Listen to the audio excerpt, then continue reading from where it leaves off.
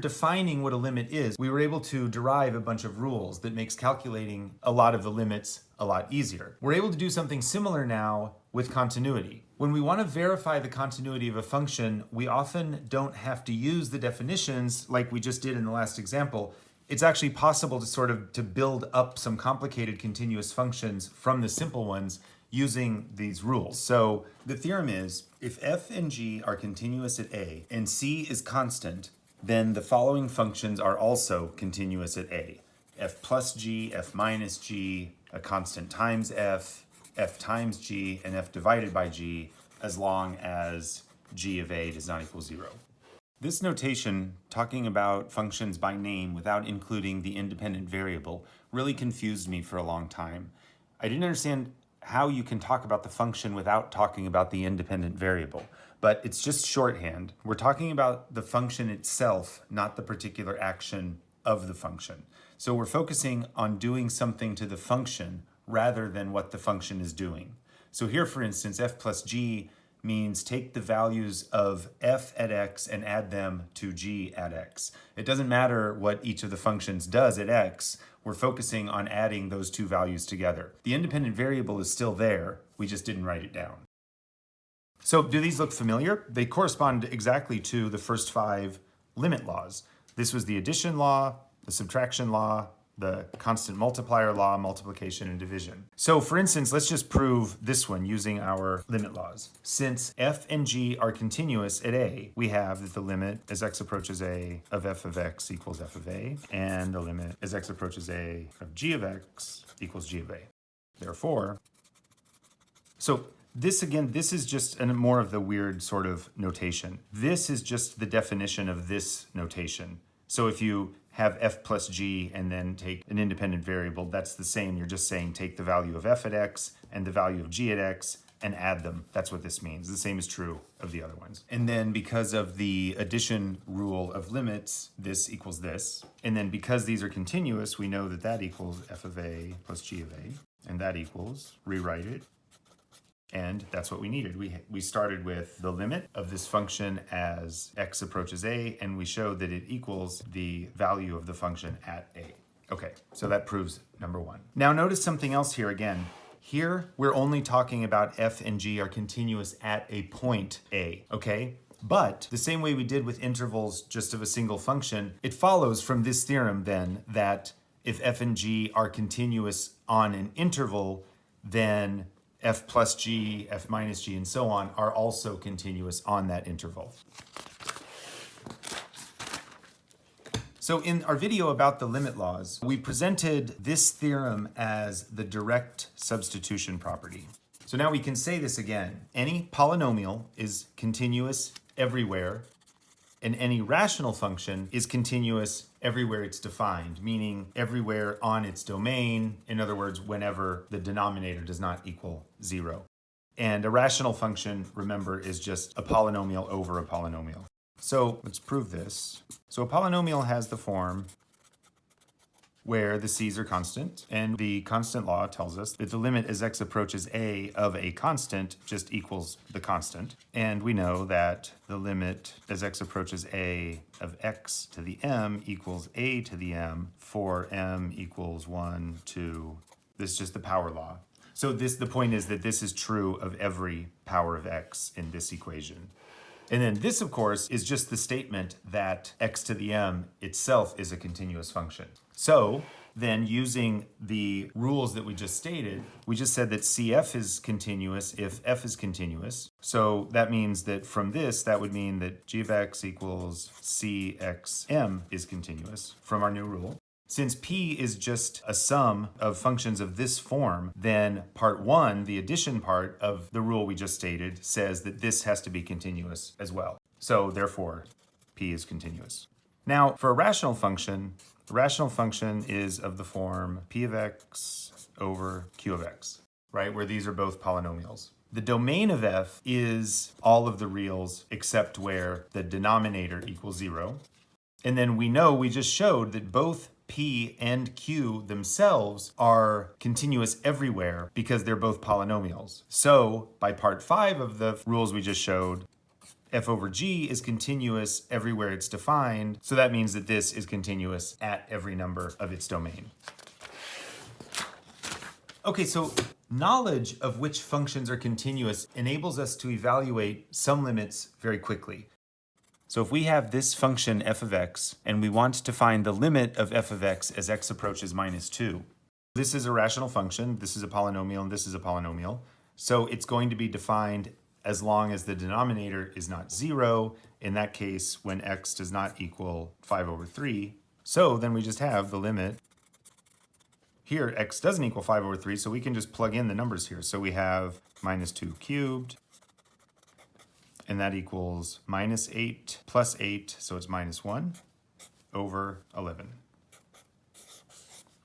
So we just did that really quickly. And if you remember, we did this same problem when we were looking at the limit laws, and there we had to go through every step carefully. We had to start by using the quotient rule to put the limit above and below, and then use the addition rule, and then the power rule, and so on, and we ended up with -1 over 11. The point is, now that we've established that any rational function is continuous where it's defined, then we don't need to worry about all the limit rules anymore. We can just plug in and go directly to the answer. So the truth is, after going through all this, most of the familiar functions are continuous at every number of their domains. So for example, the limit law number 10, which was like we just did with the power law, this is just simply the statement that root functions are continuous. And we can see just from the graph of like sine, for instance, that it's continuous.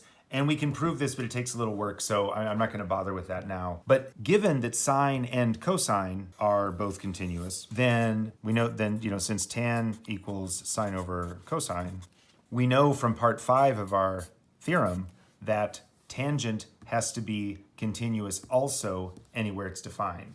So notice what I'm using here. I'm not using our rational function rule. I'm using the earlier rule that any function that if you have two continuous functions, the quotient of them is always continuous as well. So this is continuous anywhere that cosine x does not equal 0, and cosine is 0 at odd multiples of pi over 2. So it's plus or minus pi over 2, 3 pi over 2, 5 pi over 2, and so on. Now, the function y equals a to the x, the exponential function, this is actually defined to be continuous. So the way it's defined is you take every value of this function where x is rational, and then you just fill in all the gaps with the irrational numbers between them, and that's what this is defined to mean. So by definition, it's continuous. And then the inverse of any continuous one-to-one function is also continuous. So this function looks like this. The inverse of a one-to-one function is just a mirror around the line y equals x. So the function y equals log a of x goes like this down to 0. So these are both continuous on their domains. So the exponential function is defined everywhere. The log function is only defined when x is greater than 0. So the inverse trigonometric functions are also continuous, but you have to be careful because they're not one-to-one, because they repeat. So you just have to slice them. Sine, for instance, if you just slice it from pi over 2 to minus pi over 2, then this you can rotate it, and then you would get a continuous function on its domain. Or another example, so tan x looks like this, with asymptotes here. So if we just take one and rotate it, then arctan looks like this. Okay. So just to state this explicitly, these functions are continuous at every number of their domain. Polynomials, rational functions, root functions, the trig functions, and their inverses. Remember the caveat there that you have to lop them off because they repeat. And then exponential functions and logarithmic functions. Let's just look at an example. So where is this function continuous? So we know from the last theorem that ln x is continuous whenever x is greater than 0. E to the x is continuous for all of r. So using the f plus g rule, we know that the numerator is continuous whenever x is greater than 0. Let's say from 0 to infinity. The denominator is a polynomial, so it's continuous over all of r. So by part 5, f over g, this whole function is going to be continuous wherever x squared minus 1 does not equal 0, which is 1 and minus 1. So we need that g of x does not equal 0, and g of x equals 0 at 1 and minus 1. So these two values of x are not in the domain of f either, but minus 1 doesn't matter because we've already established that it's only numbers greater than 0. So the conclusion is that f is continuous on the intervals 0 to 1 and then 1 to infinity. So there's just a gap there at 1. So you can see from the graph that there's a vertical asymptote at x equals 1 and that the function is not defined when x is less than or equal to 0. It approaches infinity as x approaches 0 from the right. Okay. Another way of combining functions f and g to get a new function is composition, which we write as f circle g. And this means, of course, it's kind of backward. It means that you take the g first and then apply f to the result.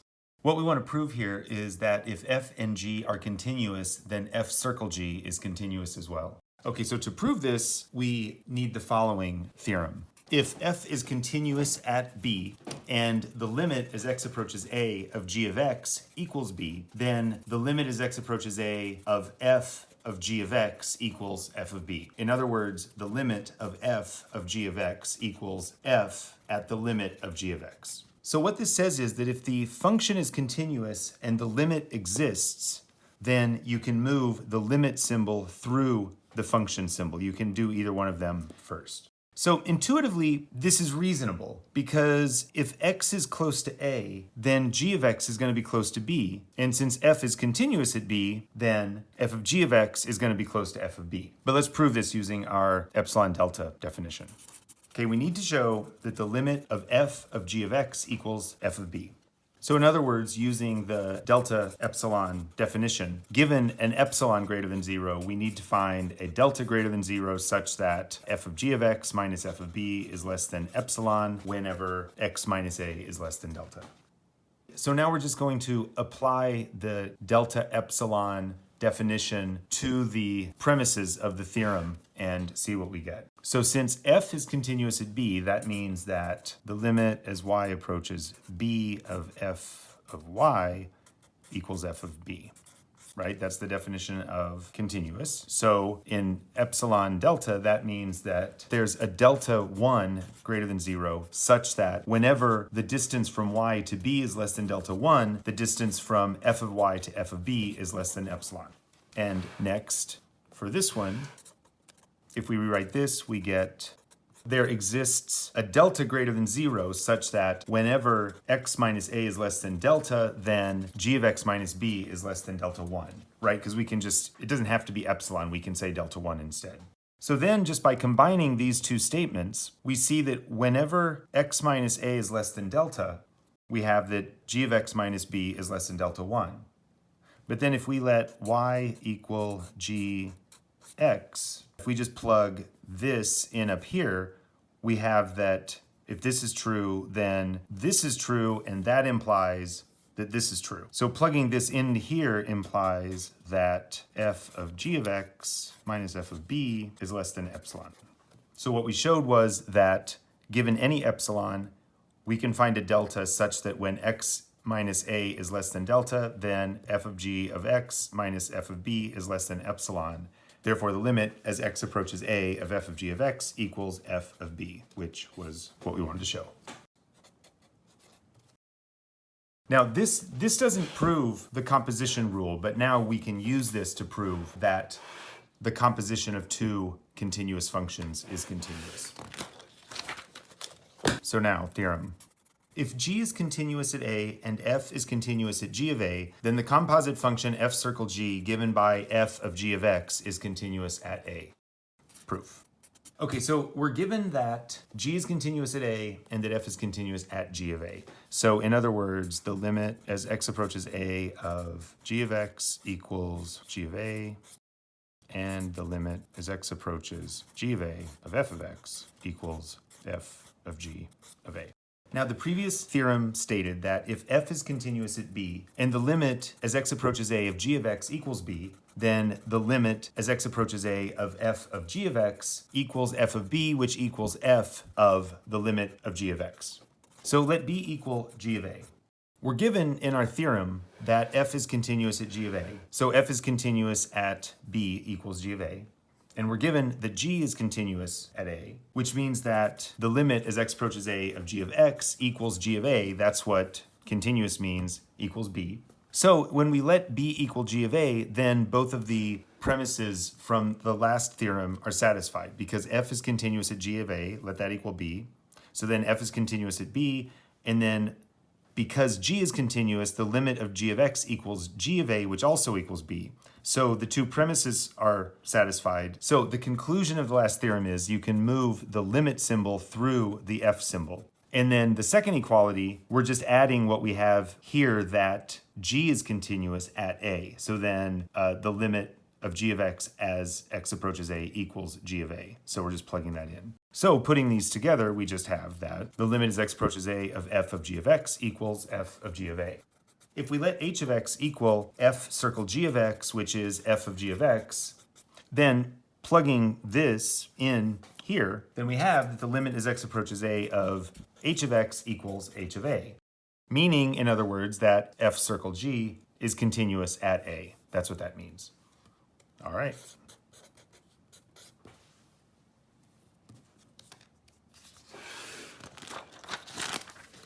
So a couple of examples. Where are these functions continuous?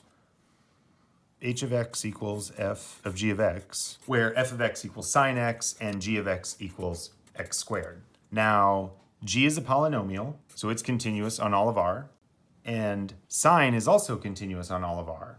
So if these are both continuous on all of R, then f circle g must be continuous everywhere. Okay. What about the natural log of 1 plus cosine x? So here we have the g of x equals 1 plus cosine x and f of x equals log x.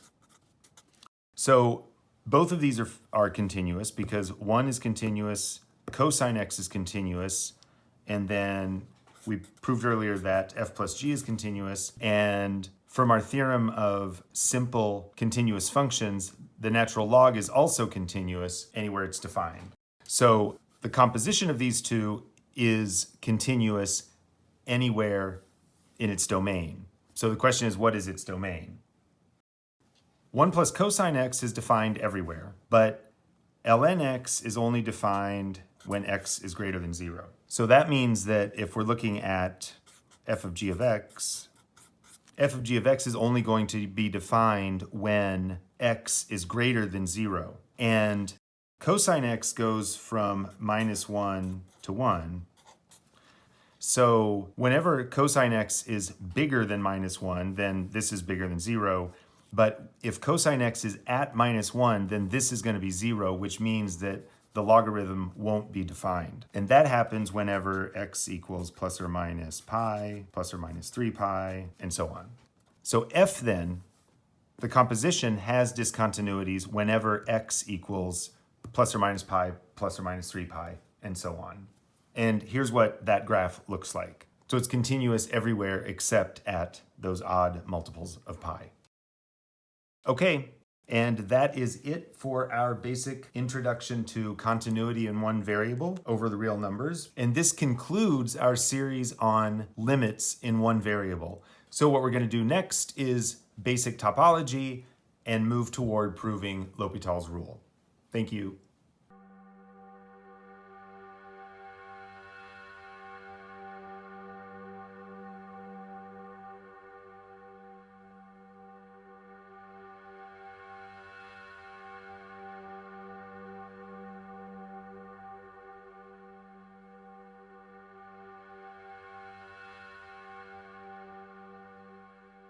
Okay, here is the link to the first video in this chapter.